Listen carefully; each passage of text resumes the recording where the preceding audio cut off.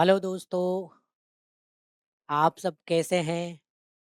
और दोस्तों, आज हम भारत का संविधान का एक टॉपिक नागरिकता, जिसे हम सिटीजनशिप भी कहते हैं, आज उस पर अध्ययन करेंगे दोस्तों, विस्तार पूर्वक जानेंगे। तो मैं आपको इसकी रूपरेखा बता देता हूँ कि हम किसमें किन-किन बिंदुओं पर बात करेंगे।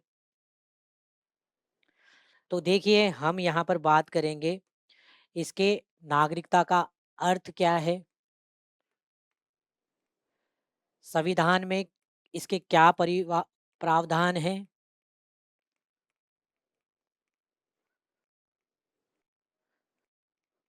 उन प्रावधानों पर बात करेंगे अपन। इनमें इससे संबंधित जो अनुच्छेद है,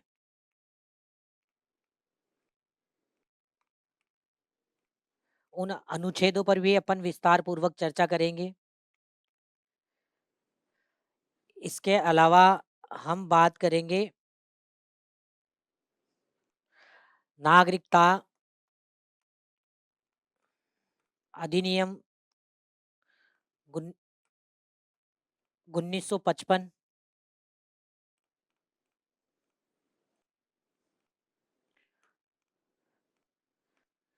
और बात करेंगे नागरिकता अधिनियम 2019 वाला।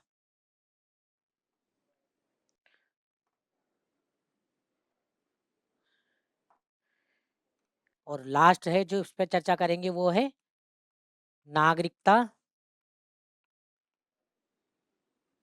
ये यहाँ पर भी नागरिकता है, ठीक है। नागरिकता अधिनियम 2019 वाला, उस पर भी अपन देखेंगे। ठीक है, तो ये इन बिंदुओं पर अपन हमारे विषय को आगे बढ़ाते हैं। सबसे पहले बात करते हैं नागरिकता। देखिए, भारतीय संविधान में नागरिकता जो है, पहली बात तो किसे नागरिक कहेंगे या नागरिकता क्या है। तो देखिए कि किसी व्यक्ति को राज्य के सदस्य के रूप में क्या हो, विधिक मान्यता प्राप्त हो, वह व्यक्ति कहीं ना कहीं अपने अधिकारों का प्रयोग करने की शक्ति रखता हो, और साथ की साथ ही क्या है उस व्यक्ति को कुछ विशेषाधिकार प्राप्त हो, और वो देश के प्रति या राज्य के प्रति क्या है पूर्ण निष्ठा रखता हो, तो उसे ही क्या कहेंगे, नागरिक। और उस व्यक्ति को क्या दी जाएगी, नागरिकता। तो यहाँ देखिए, नागरिकता किसी व्यक्ति को राज्य के सदस्य के रूप में विधिक मान्यता प्रदान करता है, जिससे जिसके लिए क्या होना चाहिए, वो अधिकार और विशेषाधिकार और निष्ठा की आवश्यकता होती है। यानी किसी भी व्यक्ति को, जो मान लीजिए कोई आतंकवादी यहाँ भारत आया और वो कहता है कि मैं भारत का नागरिक हूँ, तो क्या ऐसा हो सकता है? तो ऐसा नहीं हो सकता। यानी कहीं ना कहीं नागरिकता उसी के पास है जिसके पास अधिकार है, वो उस देश की प्रति क्या है, पूर्ण निष्ठा रखता है।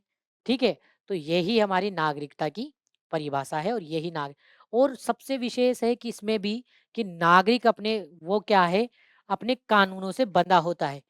ये तो है कि जैसे मान लीजिए आपने किसी भी तरीके का कोई भी अपराध करा है, तो आपको क्या है, दंड दिया जा सकता है, या आपने कुछ अच्छा कार्य करा है तो आपको पुरस्कृत भी करते हैं। तो कहीं ना कहीं आप किसी कार्य को करने के लिए आप क्या है कि कानून से बंधे हुए होते हैं। तो यह हमारी नागरिकता है। अब आइए हम इस पे बात करते हैं कि भारत के संवैधानिक अभिविन्यास यानी संविधान में क्या-क्या, कहाँ-कहाँ पर इसके बारे में बात करी गई है। देखिए, भारतीय संविधान 2 में, भाग 2 में नागरिकता की बात है। अनुच्छेद कौन से हैं? तो अनुच्छेद 5 से लेकर 11 तक किसकी बात है? नागरिकता की बात है। और एक सवाल ये खड़ा होता है कि भारत के संविधान की 7वीं अनुसूची में कौन-सा विषय है ये? तो ये भी एग्ज़ाम के दृष्टिकोण से याद रखना है, ये संघ सूची का विषय है। तो आपको मोटे तौर पर ये ब ध्यान रखना है कि भारतीय संविधान के भाग 2 में नागरिकता की बात करी गई है, बहुत महत्वपूर्ण है, एग्ज़ाम के उद्देश्य से याद करें। भाग 2, ठीक है? और अनुच्छेद 5 से लेकर 11 तक। और तीसरी बात, ये देखिए, ये वाली बात कि ये संघ सूची का विषय है। ठीक है, कौन-सा विषय है? तो ऐसे एग्ज़ाम में प्रश्न आ जाए कि नागरिकता कौन से विषय से संबंधित है? केंद्र के, राज्य के, समवर्ती सूची के, कौन से? तो संघ सूची का विषय है नागरिकता, ये ध्यान रखना है।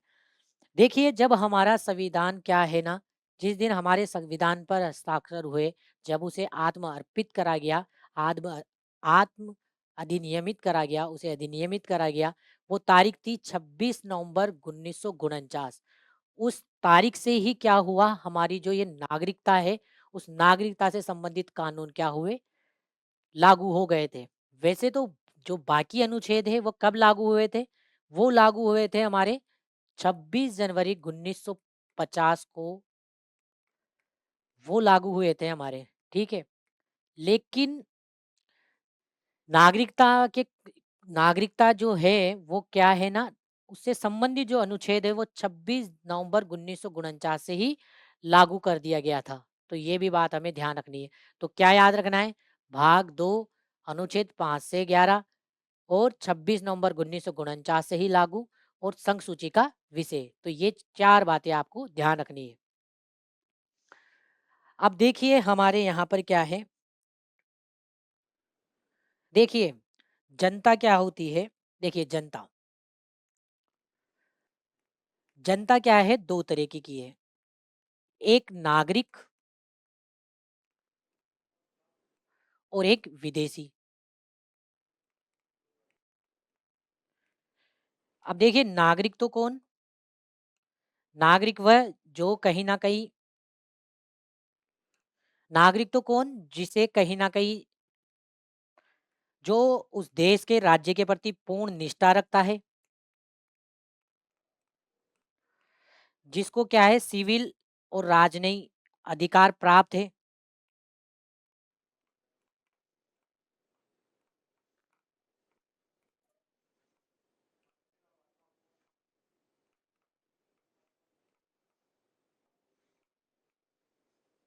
ठीक है?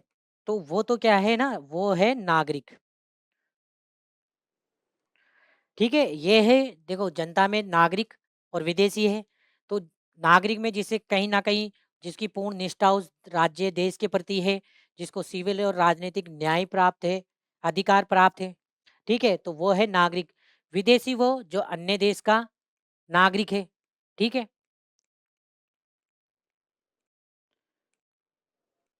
अन्य देश का क्या है, वो नागरिक है, और उसे ये राजनीतिक और ये सिविल राइट है वो प्राप्त नहीं होते कहीं न कहीं। ठीक है? ये प्राप्त नहीं होते।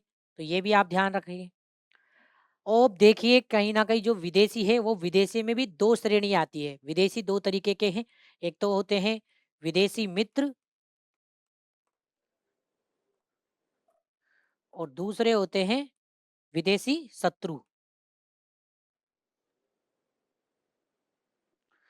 दूसरे कौन होते हैं? विदेशी शत्रु।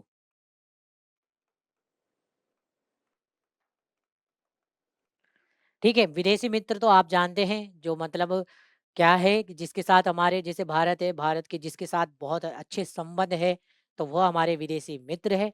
और बहुत सारे ऐसे देश है जिसके साथ हमारी क्या है, अच्छे व्यवहार नहीं है, जिनके साथ हमारी क्या है, शत्रुता, तो वो विदेशी शत्रु हो गए। तो ये 2 तरीके की जनता है। अब देखिए हमारे क्या है कि हमारे यहाँ पर भारत में कुछ ऐसे अधिकार हैं जो केवल और केवल नागरिकों को प्राप्त है, और वो आप जानते हैं कौन-कौन से हैं? तो वो अधिकार हम हो सक क्योंकि देखिए वो विदेशियों को हम नहीं दे सकते, केवल हमारे नागरिकों को प्राप्त है। तो ऐसे कौन-कौन से अधिकार हैं? तो देखो आप याद करिए, मूल अधिकारों में फंडामेंटल, मैं इसको एक बार, ये आपने देख लिया।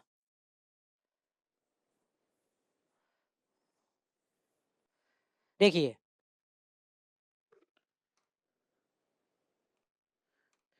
वो है अपना फंडामेंटल राइट्स में हम बात करें तो कौन-कौन से हैं? वो है अपने 15वां आर्टिकल, ठीक है? आर्टिकल कौन-सा? 15, 16, 19, 29 और 30। ये जो आर्टिकल है, वो केवल और केवल ये जो अधिकार है, ठीक है? ये अधिकार केवल किसको? भारतीयों को प्राप्त है। तो इसको कैसे याद करेंगे? देखिए 15-16 इसमें 1 का अंतर, फिर इधर 29-30 इसमें 1 का अंतर और इन दोनों के बीच में 10 का अंतर। तो ऐसे आप याद कर सकते हैं 15, मेरे साथ दोहराइए, 15, 16, 19, 29 और 30। दोबारा 15, 16, 19, 29 और 30। कई बार एग्जामों में, जैसे बहुत मतलब आरएस के एग्जाम में भी ये प्रश्न पूछा गया है कि कौन से ऐसे अधिकार है जो मात्र भारत के नागरिकों को प्राप्त है, तो वो ये है 15, 16, 19, 29 और 30। तो ये बातें अपन ने देख ली। देखिए यही मैंने डाल रखा है, भारतीय नागरिकों को प्राप्त मूल अधिकार मैंने बता दिया कौन कौन से, 15, 16, 15, 16, 19, 29, 30। ठीक है। अब देखिए आपको पता होगा कि 15 में हमारे समानता से संबंधित यानी किसकी बात करी गई है? वो व्यक्ति, देखिए इसमें किसकी बात है?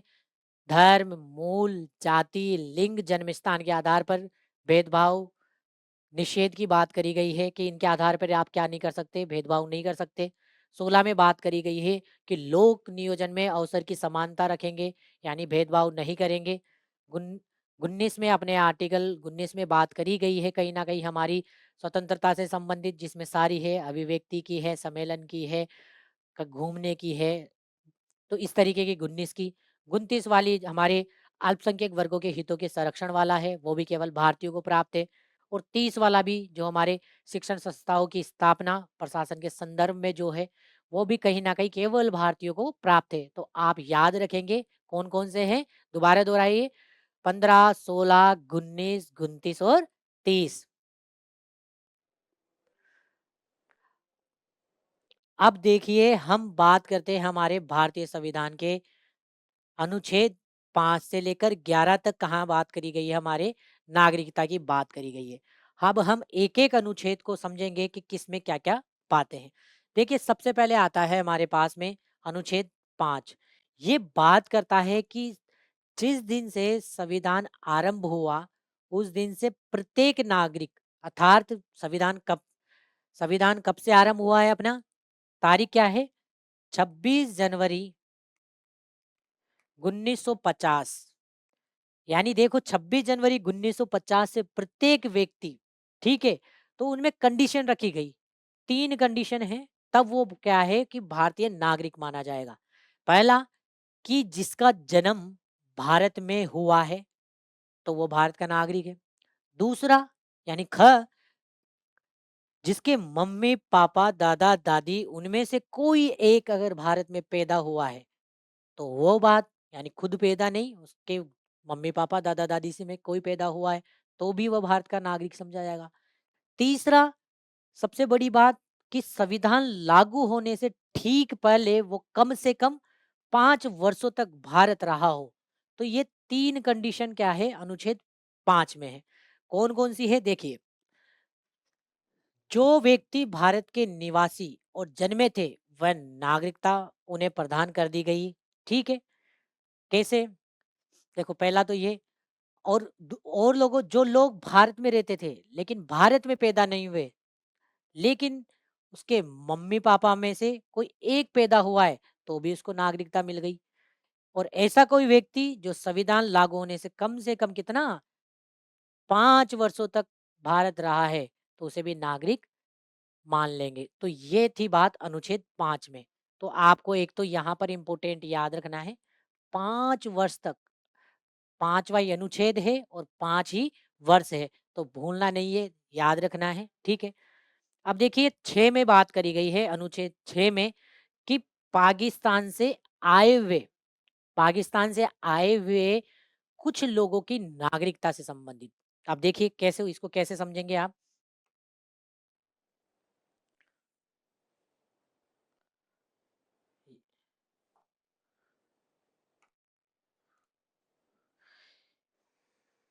देखिए यहाँ पर क्या है,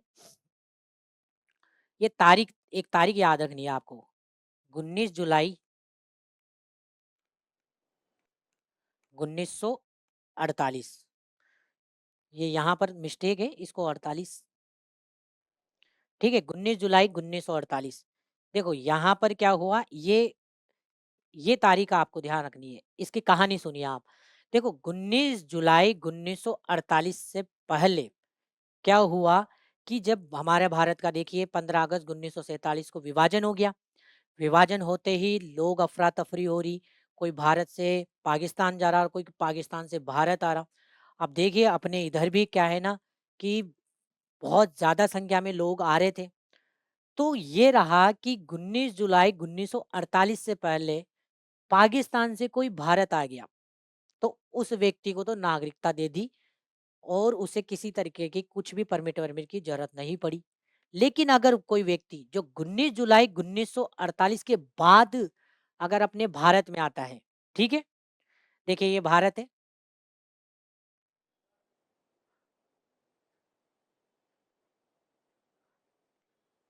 और इधर है पाकिस्तान, ठीक है? अगर मान लीजिए पाकिस्तान से इधर आ रहे हैं मान लीजिए कोई लोग कुछ लोग, तो उसको नागरिकता कैसे देंगे? अगर वो 19 जुलाई 1948 से पहले आ गया था, तो उससे किसी भी प्रकार की कुछ भी पंजीकरण की प्रक्रिया से नहीं गुजरना था, उसे स्वतः ही मिल गई। लेकिन इस तारीख के बाद वो आ रहा था, तो उसे ये भारत में आने के लिए फिर क्या है उसको पंजीकरण कराने की आवश्यकता थी। यही बात हमारा अनुच्छेद 6 कह रहा है। देखिए कैसे? पाकिस्तान से आए कुछ पाकिस्तान से आए कुछ व्यक्ति को नागरिकता, पाकिस्तान से भारत आए लोगों को नागरिकता का दर्जा प्रदान करता है अनुच्छेद 6। जो कोई भी 19 जुलाई 1948 से पहले क्या था भारत था, तो उसे भारत का नागरिक मान लिया गया, ठीक है ना? यदि क्या है उसके माता-पिता, दादा-दादी में से किसी एक का जन्म भारत में हुआ हो, तो वो क्या है ना, ये दोनों शर्तें उसको लागू है।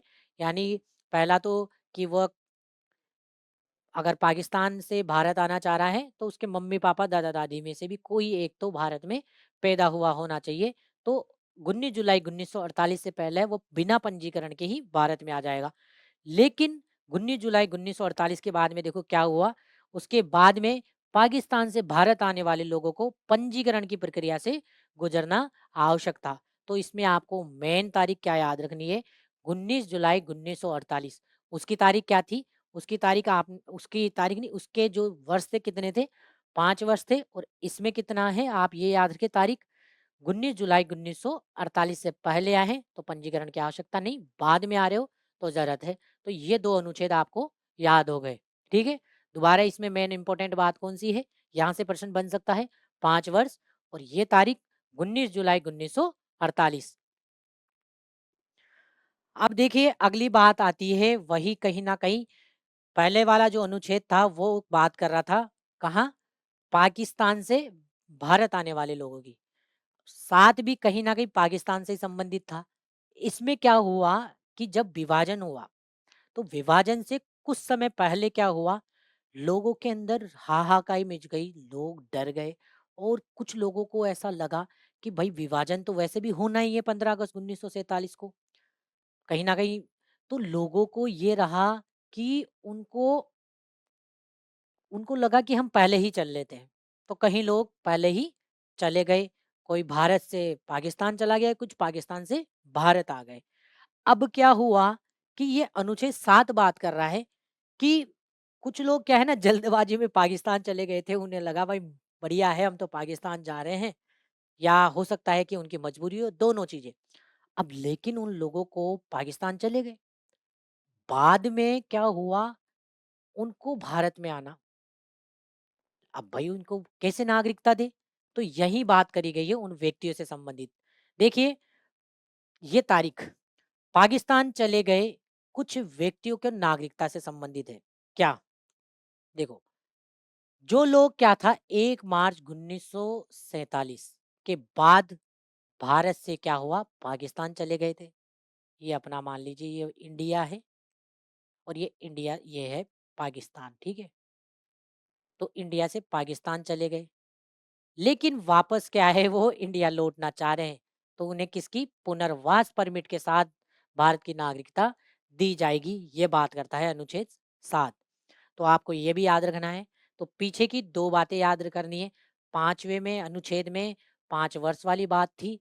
6 में तारीख कितनी थी 18 जुलाई 1948 और साथ में है 1 मार्च 1947। ठीक है। अगला आर्टिकल देखिए, अनुच्छेद 8। ये बात करता है भारतीय मूल से संबंधित अगर कोई व्यक्ति है और वो भारत से बाहर रह रहा है, तो उस व्यक्ति को नागरिकता कैसे दी जाएगी। देखिए, उस व्यक्ति को नागरिकता देने के लिए इसमें दो बातें हैं।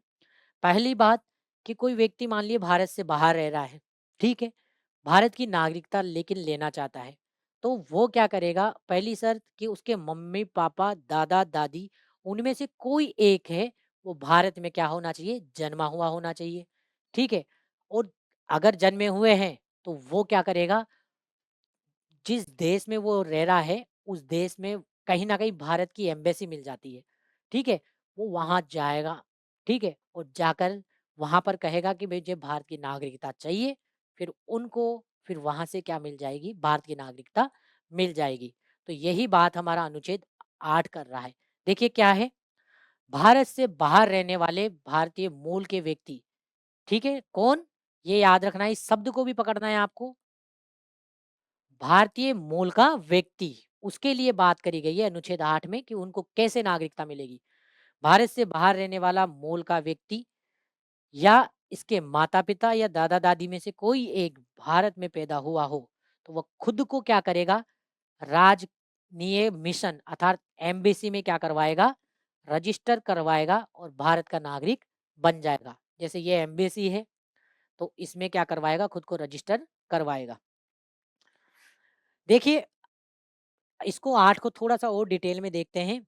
जैसे क्या है, अगर कोई व्यक्ति है जो मैंने बताया, भारत से तो क्या रह रहा है, बाहर रह रहा है। बहुत सारे लोग हैं आपने जो कनाडा में रह रहे हैं, बहुत सारे सऊदी अरब में रह रहे हैं, यूएसए में रह रहे हैं और उन्होंने वहीं की नागरिकता ले ली। लेकिन कहीं न कहीं वो कहते हैं कहीं मिट्टी की तो एक दिन याद आ ही जाती है। और अगर उनको मिट्टी की याद आ गई, तो हमारे भारत के दरवाजे उनके लिए हमेशा खुले हुए हैं। वो जब चाहे भारत की नागरिकता ले सकते हैं, बट कुछ शर्तों के द्वारा। जैसे ये शर्त में क्या है, सबसे बड़ी बात है कि वो भारतीय मूल का तो है, ठीक है, लेकिन उसके मम्मी पापा दादा दादी कोई जन्म होना चाहिए और एमबीसी में जाकर रजिस्टर करवा ले और कहे कि भाई मैं भारतीय नागरिकता लेना चाह रहा हूँ, तो उसको आराम से दे देंगे। तो यही बात इसमें करी गई है। अब इस आर्ट का उद्देश्य देखिए, इस आर्ट का उद्देश्य है कि बहुत से लोग हैं जिनकी जड़ें क्या है, भारत में जमी हुई है। जैसे उनके पूर्वज कहीं ना कहीं भारत से संबंधित थे। अब अगर हैं और कहीं ना कहीं देखिए, देश की तो इंसान को कहीं ना कहीं याद आ ही जाती है।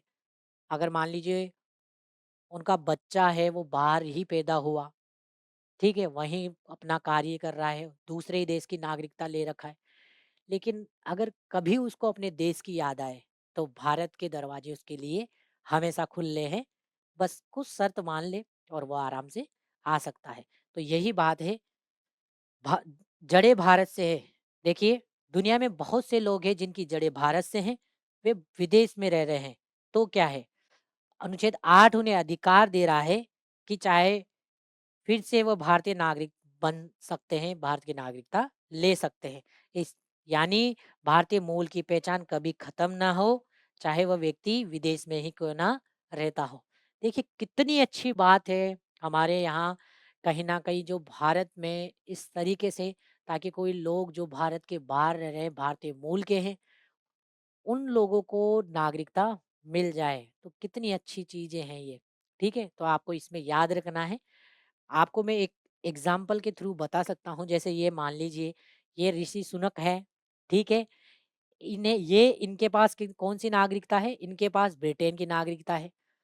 अब ये क्या है, अगर मान लीजिए ये कभी अगर भारत की नागरिकता लेना चाहते हैं, तो बस मैंने कहा था कि इनके मम्मी पापा दादा दादी इनमें से कोई एक भारत का जन्म या पैदा हुआ होना चाहिए। फिर ये क्या करेंगे, एम्बेसी में जाएँगे और वहाँ पर क्या करेंगे, खुद को रजिस्टर करवा लेंगे और फिर वहाँ से खुद को कहेंगे, यस मैं भारतीय नागरिक बनना चाह रहा हूँ और मुझे नागरिकता दे दो, तो वो आराम से इनको दे देंगे। तो यही बात यहाँ पर करी गई है। ठीक है? मैंने एक यहाँ पर उदाहरण भी लिखा हुआ है कि एक लड़का है, कहाँ का है? कनाडा का है। उसके दादाजी भारत के थे, लड़का तो कहाँ का है? कनाडा यानी दूसरे देश का है। उसके दादाजी कहाँ के हैं? भारतीय हैं। तो वो कनाडा में स्थित भारतीय दूतावास में जाएगा, ठीक है? और वहाँ इंडियन सिटीजनशिप रजिस्ट्रेशन फॉर्म भरेगा और भरने के बाद में नागरिक बन जाएगा। तो एक प्रक्रिया है जिसमें उनको गुजरना होता है और उसके बाद में उनको नागरिकता मिल जाती है। तो ये ध्यान रखेंगे आप कि 8 में है। देखिए अनुच्छेद 9 में बात कर रहा है 9 से 9। क्या 9? कि मान लीजिए कोई व्यक्ति है, वह भारतीय नागरिक था, पहले भारतीय नागरिक था, किसी दूसरे देश में वो चला गया और उसने उस देश की नागरिकता ग्रहण कर ली। अब वो सोच रहा है कि मुझे तो क्या है कि मैं दो उस देश का भी नागरिक हो गया जहां वो चला गया था और भारत का भी हूँ। तो ऐसा नहीं होगा। अनुच्छेद 8 बात कर रहा है कि ऐसा नहीं होगा। हमारे यहाँ पर कौन सा प्रावधान है? हमारे यहाँ प्रावधान है एकल नागरिकता का। यानी हम अमेरिका जैसे नहीं है जिस देश में 2 नागरिकता का प्रावधान है। वहाँ पर क्या है कि जैसे कोई व्यक्ति न्यूयॉर्क का भी नागरिक है और यूएसए का भी नागरिक, यानी 2 नागरिकता है वहाँ पर। जबकि हमारे यहाँ पर एकल नागरिकता की अवधारणा चलती है और जो स्वेच्छा से किसी अन्य देश की नागरिकता प्राप्त कर लेता है, उसको रोकने के लिए ही ये है। यानी आप दूसरे देश की नागरिकता नहीं ले सकते, लेते हैं तो भारतीय नागरिकता छोड़नी पड़ेगी आपको। ये आर्टिकल अपने आप में बहुत विशेष है, बहुत विशेष है। अनुच्छेद 9 में क्या बात है? एकल नागरिकता की अवधारणा कहीं न कहीं इसमें झलकती है। तो ये भी आपको याद रखना है। अनुच्छेद 10 है वो बात करता है कि जो व्यक्ति ने मान लीजिए किसी भी जो अपन ने अभी पीछे प्रावधान देखे हैं, चाहे 5, 6, 7, 8 और 9, इन प्रावधानों के माध्यम से उन्होंने क्या कर ली है? नागरिकता प्राप्त कर ली है। ठीक है? तो वो उनकी नागरिकता बनी रहेगी। यानी वो नागरिकता नहीं छीनी जा सकती। कुछ कंडीशन है, उसके आधार पर छीन सकते हैं। बाकी उनकी नागरिकता बनी रहेगी। यही बात हमारा अनुच्छेद 10 कर रहा है। देखिए, ये पुष्टि करता है कि कोई भी व्यक्ति जिसने इस भाग के किसी प्रावधान के तहत भारतीय नागरिकता प्राप्त करी है, चाहे वो कोई सा भी हो, चाहे 5 हो, 6वां अनुच्छेद, 7वां अनुच्छेद हो, 8वां हो, ठीक है, इनके माध्यम से करी है, तो वह नागरिक बना रहेगा और संसद द्वारा बनाए गए किसी भी कानून के अधीन भी वह होगा। यानी संसद ने जो भी कानून बनाए हैं, जो भी नियम बनाए हैं, उन नागरिकों पर क्या होंगे?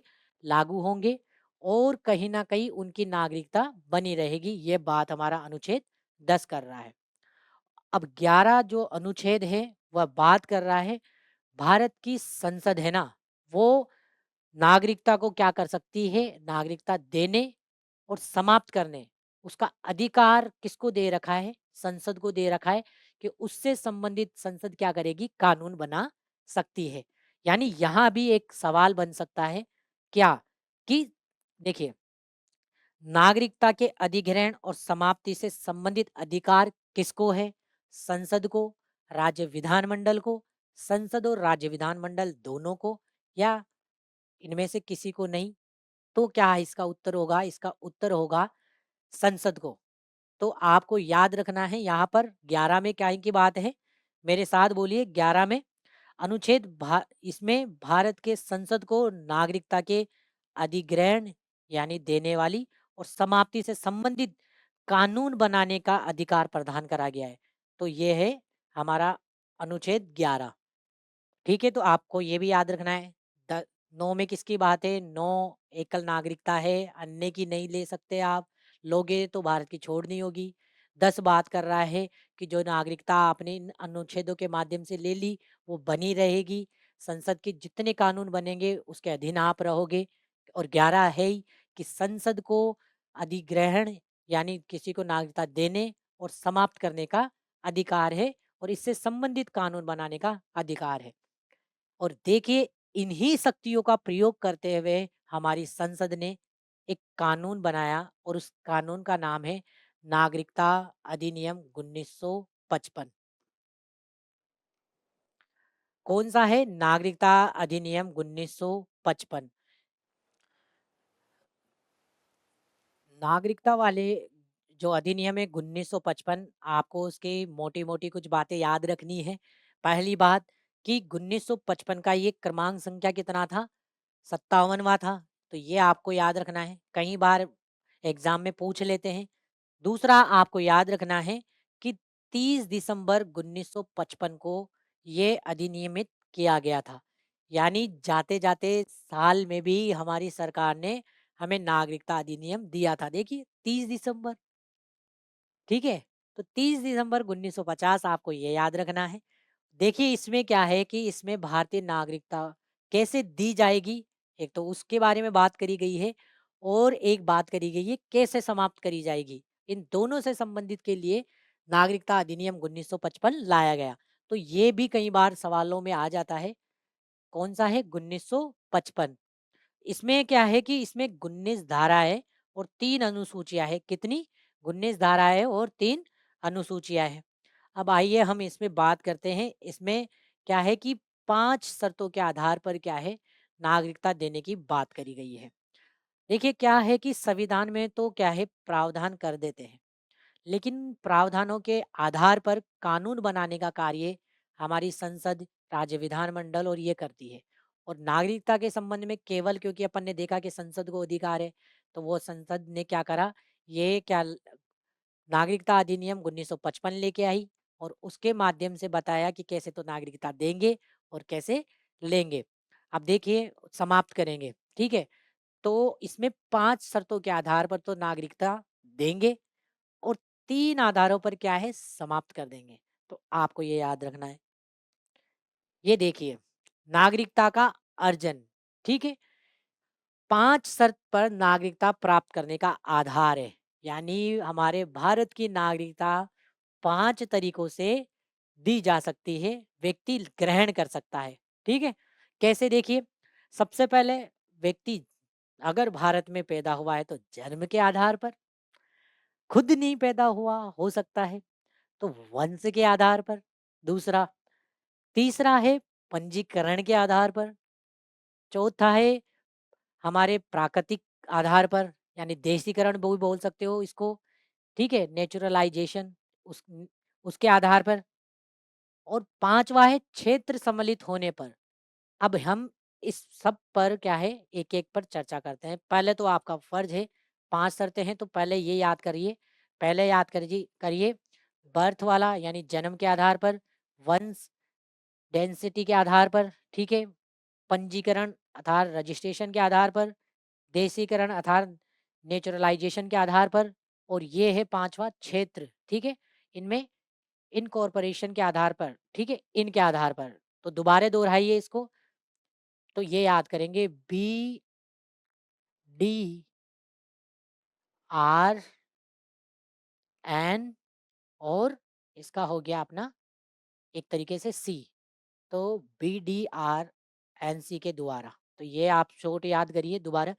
जन्म, वंश, सबसे पहले बच्चा है या कोई भी है, बच्चा नहीं मतलब जो भी है, तो सबसे पहले जन्म के आधार पर देखेंगे, फिर उसके वंश के आधार पर देखेंगे, पंजीकरण के आधार पर देखेंगे, देशीकरण के आधार पर, और लास्ट है क्षेत्र को सम्मिलित करने की। ये 5 शर्तों के आधार पर कोई भी व्यक्ति क्या कर सकता है, नागरिकता प्राप्त कर सकता है। अब देखिए जन्म के आधार पर सबसे पहले अपन देखते हैं कि जन्म के आधार पर कैसे व्यक्ति को नागरिकता प्राप्त होगी। तो देखिए इसमें अपने को याद रखना है जन्म से, तो जो 55 है उसकी धारा 3 में के आधार पर नागरिकता देंगे तो कैसे है देखिए, 26 जनवरी 1950 और 1 जुलाई 1947। देखो आप इसको बहुत ध्यान से समझना। 26 जनवरी 1950 से लेकर तारीख है 1 जुलाई। मैं आपको उधर ही समझा देता हूँ इसको। देखो तारीख है अपने ये याद रखना है, 26 जनवरी 1950 और 1 जुलाई 1987। देखिए, अ, अगर इसके बीच में, ठीक है ना, इस तारीख के बीच में इन अगर किसी का जन्म हुआ है, तो वह स्वतः ही भारत का नागरिक बन गया। ये बात अपने को ध्यान रखनी है और यही बात अपने यहाँ पर करी हुई है। ठीक है? 26 जनवरी 1950 या उसके बाद 1 जुलाई 1987 से पहले भारत में पैदा हुआ है, तो प्रत्येक व्यक्ति को नागरिकता प्राप्त की जाती है इसमें, तो ये आपको ध्यान रखना है।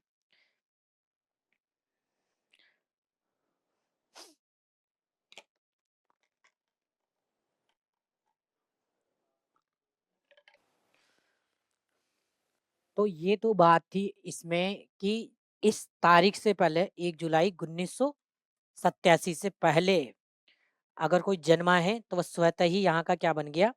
नागरिक बन गया। ये मैंने आपको पीछे बता दिया, इसमें बता दिया, ठीक है?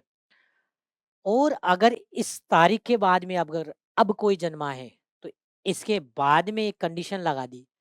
इसमें ये है कि उसके मम्मी या पापा यानी मदर और फादर में से कोई एक क्या होना चाहिए? भारतीय होना चाहिए, तब उसको क्या मिलेगा? जन्म के आधार पर उसको क्या मिलेगी? नागरिकता मिलेगी। तो ये आपको ध्यान रखना है कि 26 जनवरी 1950 से 1 जुलाई 1987 के मध्य अगर कोई जन्मा है, तो वह स्वतः ही भारत का नागरिक बन गया। लेकिन इसके बाद में अगर कोई जन्मा है, तो उसको तब नागरिकता मिलेगी जब उसके मम्मी-पापा में से कोई एक क्या होना चाहिए? भारतीय नागरिक होना चाहिए। तो यही बात इसमें कही गई है। आप देखिए, आप इसको देखिए।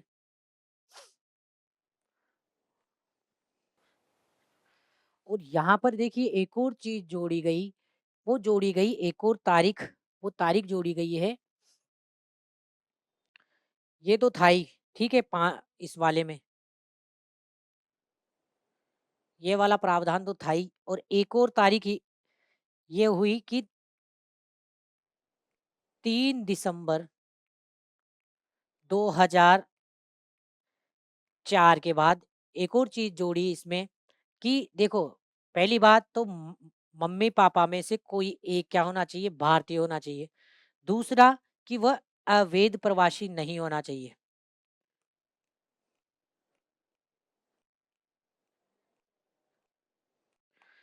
अवैध प्रवासी नहीं होना चाहिए यानी कुछ धोखाधड़ी या किसी माध्यम से अगर भारत में प्रवेश कर गया, तो ऐसे ऐसे वाले अवैध प्रवासी को भी क्या है ना कि उसके बच्चे को क्या है ना नागरिकता नहीं मिलेगी। ध्यान रखिए, तो ये बात 3 दिसंबर 2004 में जन्म के आधार पर नागरिकता में शामिल कर दी गई। तो आपको ये बातें ध्यान रखनी है।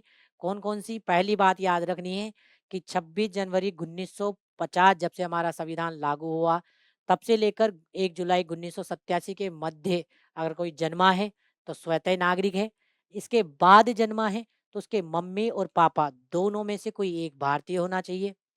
और तीसरी बात ये कि 3 दिसंबर 2004 से क्या हुआ कि मम्मी-पापा उन दोनों में से एक तो भारतीय होना चाहिए, साथ ही वो अवैध प्रवासी भी नहीं होना चाहिए। ठीक है? तो इनका ध्यान हमें इस जन्म वाले में रखना है।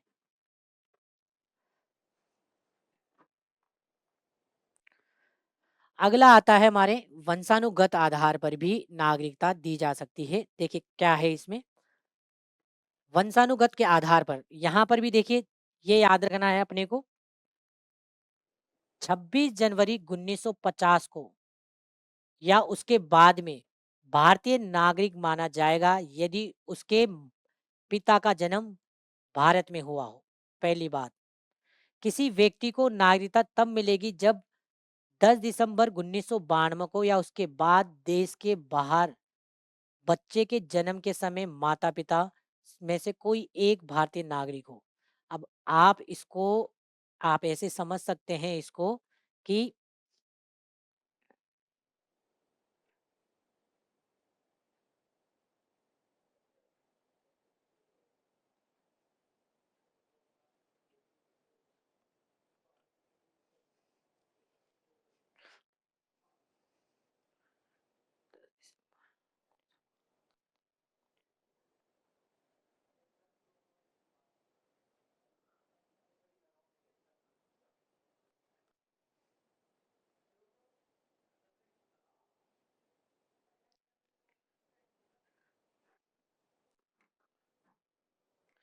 देखो इसको कैसे समझोगे, इसको समझने के लिए आप ये देखिए, 26 जनवरी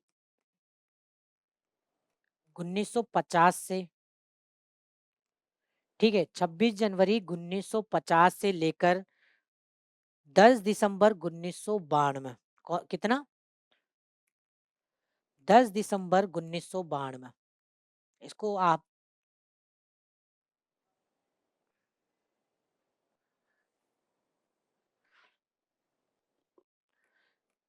10 दिसंबर 1992, देखो वंश के आधार पर बात करते हैं, 26 जनवरी 1950 से लेकर 10 दिसंबर 1992, अगर इसके मध्य से संबंधित कोई व्यक्ति है, तो उसमें से क्या है, केवल उसके फादर, उसके जो पिताजी है ना, वो भारत के नागरिक है, तो उसको वंश के आधार पर क्या होगा, नागरिकता मिल जाएगी। ये तो बात थी 26 जनवरी से लेकर 10 दिसंबर 1992, ये तारीख आपको याद रखनी है, 10 दिसंबर 1992। अगर इसके बाद में अगर कोई व्यक्ति नागरिकता लेना चाह रहा है, तो 10 दिसंबर 1992 के बाद में क्या होगा, उसके मम्मी के साथ साथ, या तो उसके पापा या मम्मी, अब दोनों में से कोई एक भारतीय नागरिकता की चीज इसमें समाहित हो गई। तो ये बात अपने को याद रखनी है, 6 में करी गई है। तो देखिए, ये देखिए वंश के आधार पर,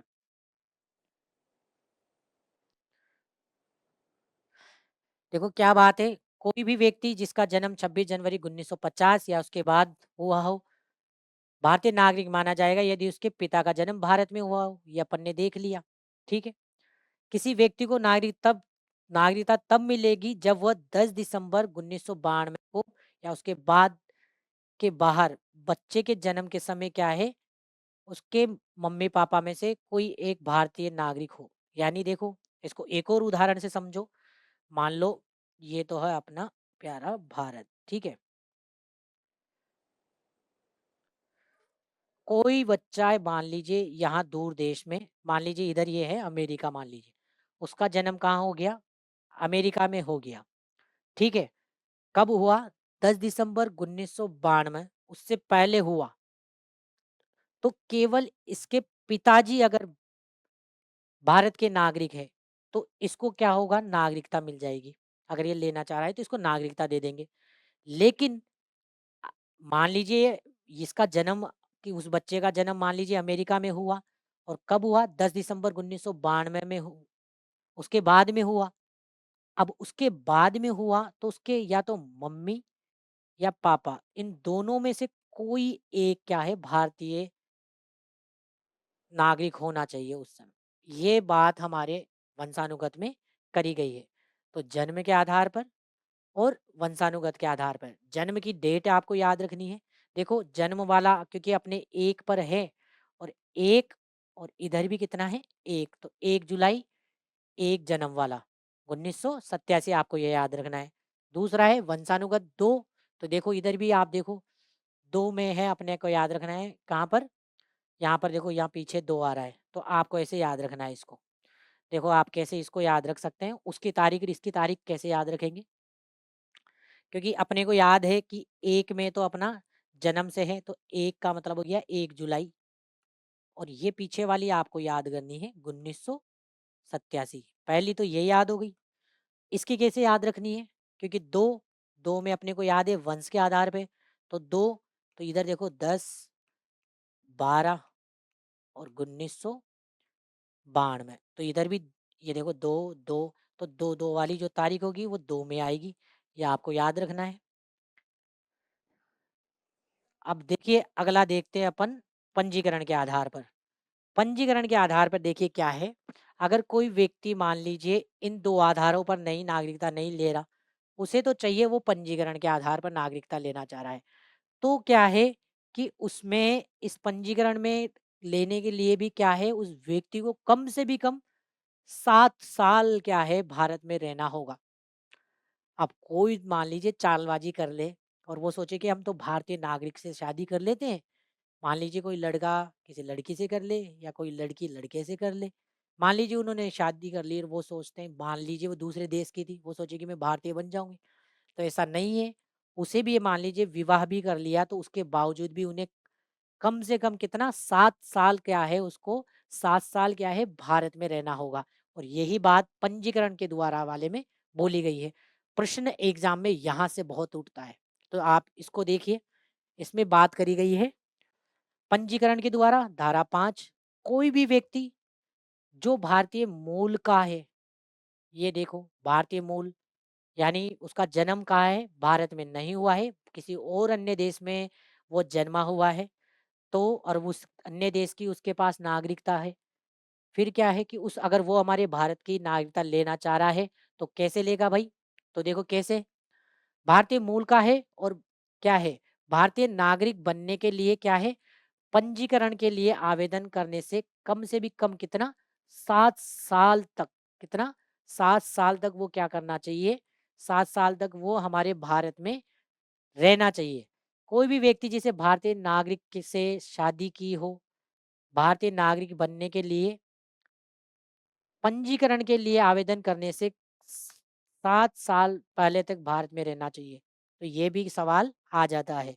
तो आप इसमें ये बातों का ध्यान रखेंगे। देखिए एग्जाम में एग्जामिनर घुमा भी सकता है इस बात को।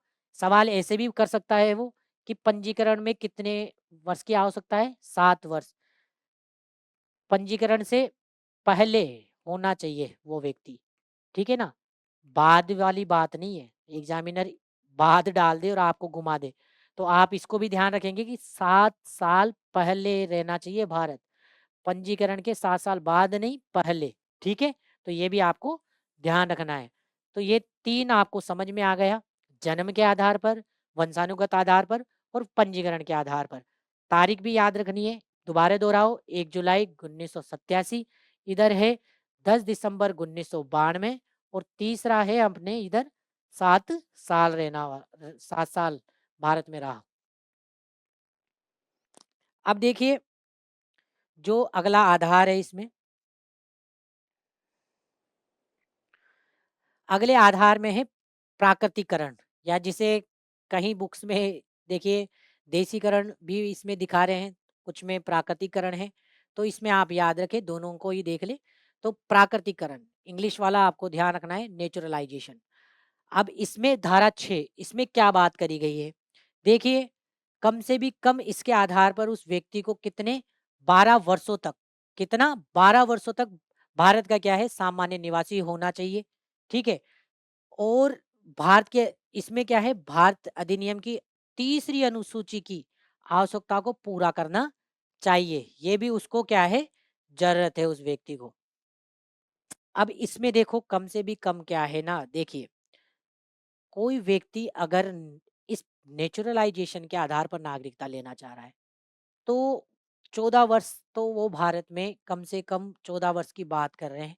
तो 14 वर्ष में कम से कम फिक्स है कि वो 11 साल तो भारत में रहा ही हुआ हो। कितना? 11 साल। तो देखो 2 चीजें हैं, 12 वर्षों तक भारत का सामान्य निवासी होना चाहिए वो। ठीक है?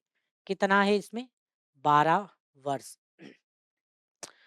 और यहाँ पर कॉन्स्टिट्यूशन अमेंडमेंट एक्ट 2019, भारतीय नागरिकता अधिनियम 2019 के अंतर्गत कुछ समुदायों के लिए भी छूट दे दी गई है। हम आगे देखेंगे कि कौन से वो थे।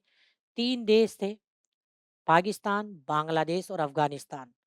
उनके देश में जो 6 समुदाय थे, उनको क्या करी गई, छूट दी गई कि आप ये जो 12 वर्ष है उसका नहीं, आपको कितना, आपको केवल 5 वर्षों में ही क्या करना है, आपको 5 वर्ष अगर वो भारत में रहा हुआ है, तो उसे क्या है मतलब नागरिकता लेनी है तो कम से कम 5 वर्ष तो वो भारत में रहना चाहिए, तब उसको भारत की नागरिकता मिल जाएगी।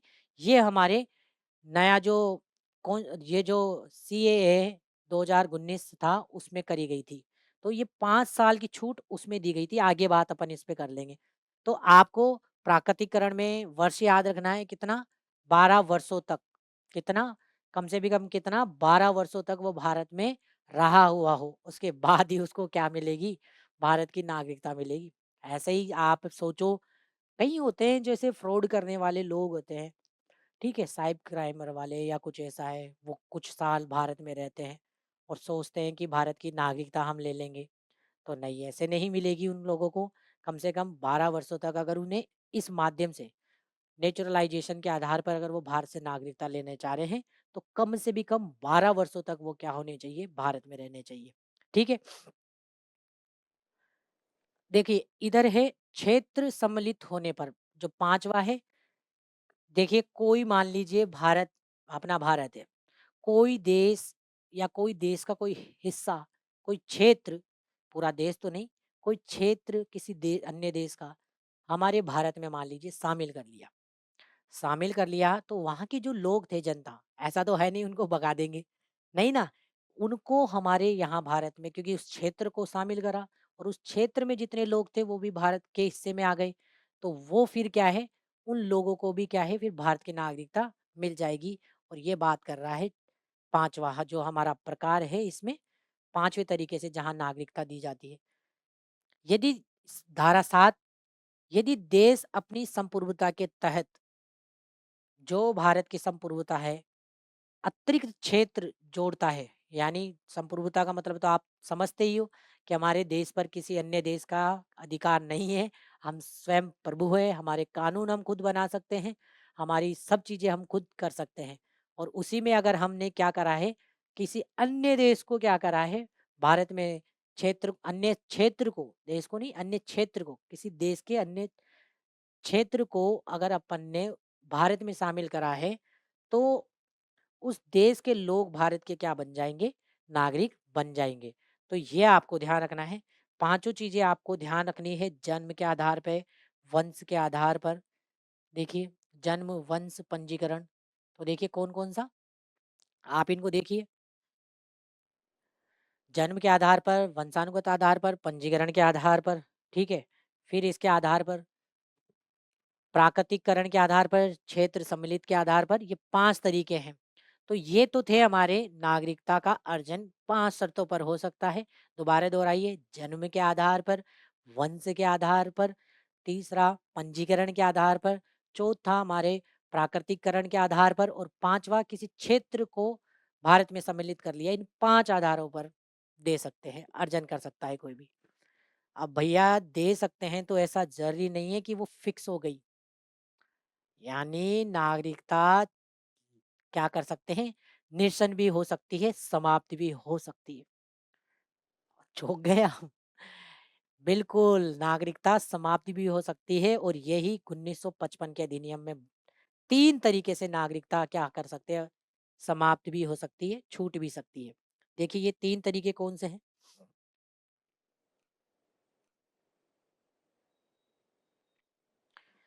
देखिए 3 तरीकों में है, सबसे पहले कोई व्यक्ति त्याग, छोटा ज़्यादा हो गया ना? देखिए,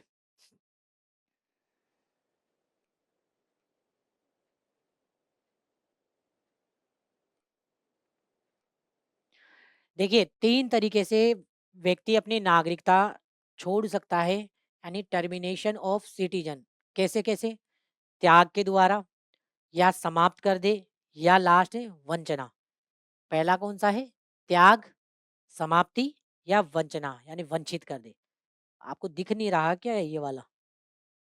तो मैं बोल देता हूँ, देखिए अगर ये नहीं दिख रहा तो मैं बता देता हूँ। त्याग 3 तरीके से को होगा, त्याग के आधार पर, समाप्ति के आधार पर, वंचना के आधार पर। दोबारा बोले, त्याग के, समाप्ति और वंचना। देखो त्याग के आधार पर तो आप समझ रहे हैं कि मान लीजिए किसी व्यक्ति ने स्वेच्छा से किसी अन्य देश की क्या ले ली है, नागरिकता ले ली है, और वो भारत की छोड़ना चाह रहा है, तो वो आराम से कर सकता है ऐसा। व्यक्ति किसी अन्य देश की नागरिकता प्राप्त करने के लिए अपनी भारतीय नागरिकता त्याग देता है। होते हैं बहुत सारे लोग जिन्हें भारतीय, क्या है ना, भारत की नागरिकता पसंद नहीं होती, भारत पसंद नहीं होता, तो दूसरे देश चले जाते हैं और भारत की नागरिकता छोड़ देते हैं। तो ऐसे लोगों के बारे में भी यहाँ बात करी गई है। देखो, जब वह भारतीय नागरिक नहीं रह जाएगा, जब पिता अपनी नागरिकता खो देता है, मान लीजिए कोई पिता थे, वह भारत भारत से बाहर चले गए, ठीक है। भारत से बाहर वो चले गए और उन्होंने भारत की नागरिकता छोड़कर किसी दूसरे देश की नागरिकता ले ली। ठीक है। मान लीजिए ये व्यक्ति है, ये फादर है, और इसके मान लीजिए 18 साल से नीचे का कोई बच्चा भी है। ठीक है। अब इन्होंने क्या करी, इन्होंने किसी अन्य देश की नागरिकता ले ली और भारत की नागरिकता छोड़ दी। तो अगर ये नाबालिग बच्चा है तो इसकी नागरिकता भी इसके पिता के साथ चली जाएगी, यानी नाबालिग बच्चे को नागरिकता नहीं मिलेगी भारत की।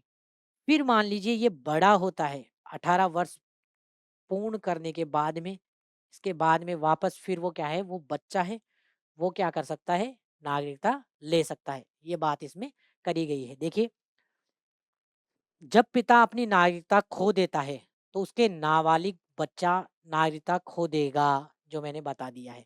लेकिन मान लीजिए वह बच्चा जिसने उपयुक्त तरीके से अपनी नागरिकता खो दी, वह पूर्ण आयु अर्थात 18 वर्ष प्राप्त करने के बाद पूर्ण नागरिकता ले सकता है। तो ये मैंने समझा दिया है कि ये अगर वो कहते हैं ना कि एक ने छोड़ी तो दूसरे को भी छोड़नी पड़ेगी। तो ये वाली बात आपको याद रखनी है कि पिताजी ने अगर नागरिकता मान लीजिए भारत की छोड़ दी थी, बच्चा नाबालिग था, तो बच्चे की नागरिकता भी गई। तो ये है इसमें हमारे त्याग में।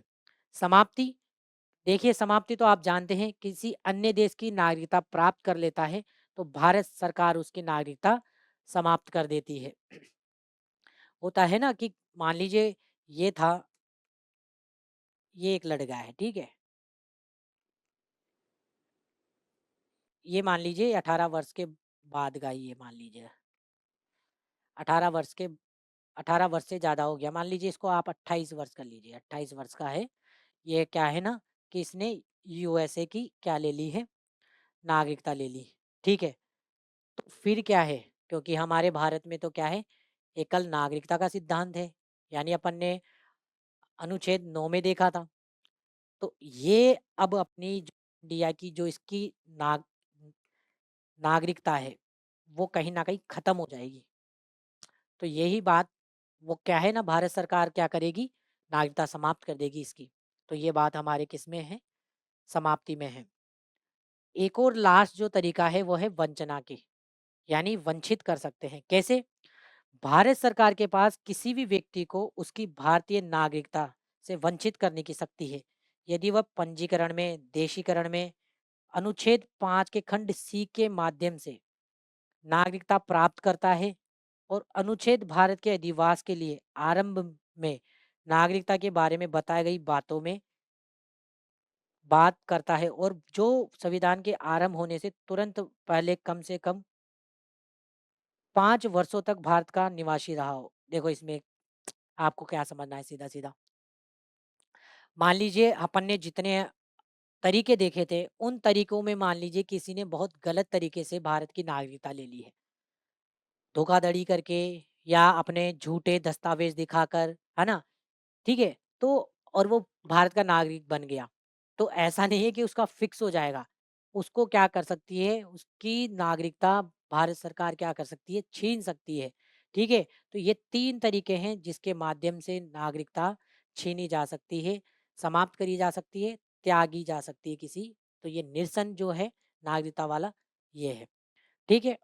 अब हम बात कर लेते हैं हमारे, देखो अब तक ये जो है नागरिकता अधिनियम 1955, उसमें 6 बार संशोधन हो चुका है, और हमें अभी एग्जाम के उद्देश्य से केवल ये वाला जो अंतिम वाला है अभी हालिया का नया नागरिकता संशोधन अधिनियम 2019, उसको ध्यान रखना है।